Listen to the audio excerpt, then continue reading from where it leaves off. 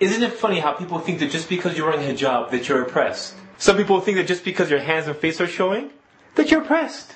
Really? I used to work in an office environment where we had to wear a shirt and tie to work. That was oppression. And when you're working in a crowded office with a broken AC and a bunch of sweaty people, that was big time oppression. Muslim women wear hijab in society because they can. No, no, no. You forced them to wear it. Who, me? I thought this was a free country. The hijab forces a man to look at a woman as a person and not an object. What if no one married her? Sisters, if a guy doesn't marry you because you cover, drop him like a bad habit because he ain't worth it. Isn't it funny how society uses a double standard when it comes to women covering their hair? What do you mean double standard? Compare a nun to a hijabi, and you'll see they both cover practically the same body parts. Yet society labels the nun as the one who is practicing her religion and one who is pious, and the hijabi as one who is oppressed. Google the web. Search for Virgin Mary. Look at the images, the pictures that the Christians and Catholics think that the Virgin Mary looked like. Notice what she's wearing. Notice the body parts that she's covering.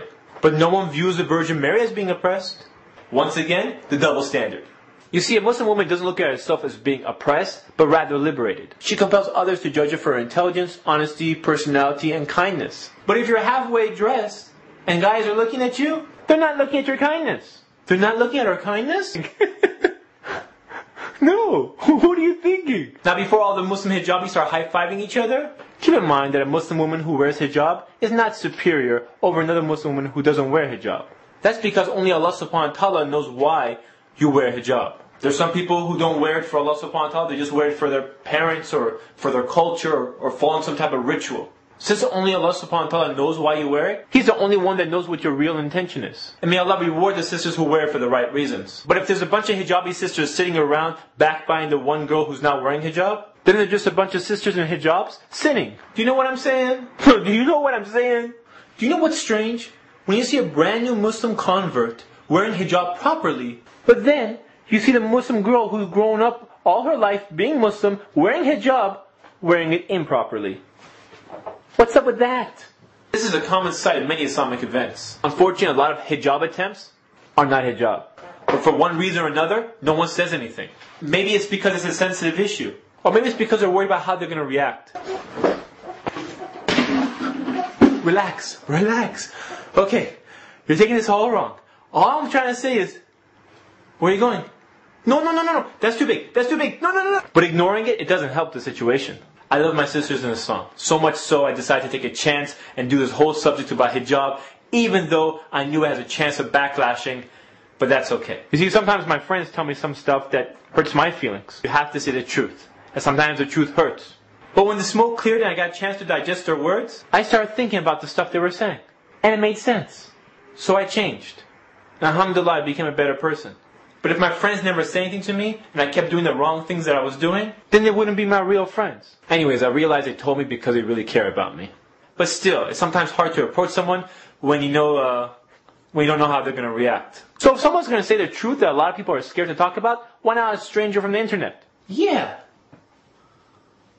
Who, me?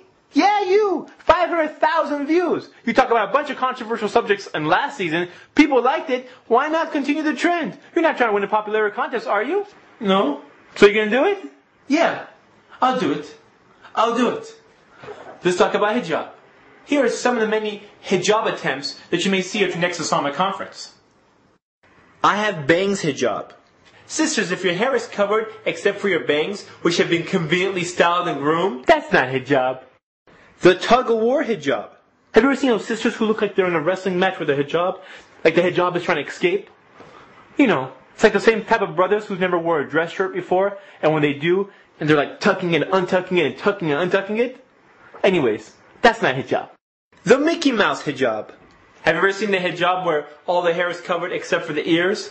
And the ears look like a earring fashion show with every single earring that she owns on her ears? That's not hijab. The short sleeve hijab. This sister looks like she's wearing proper hijab until you get to her arms and you realize she's wearing a short sleeve shirt.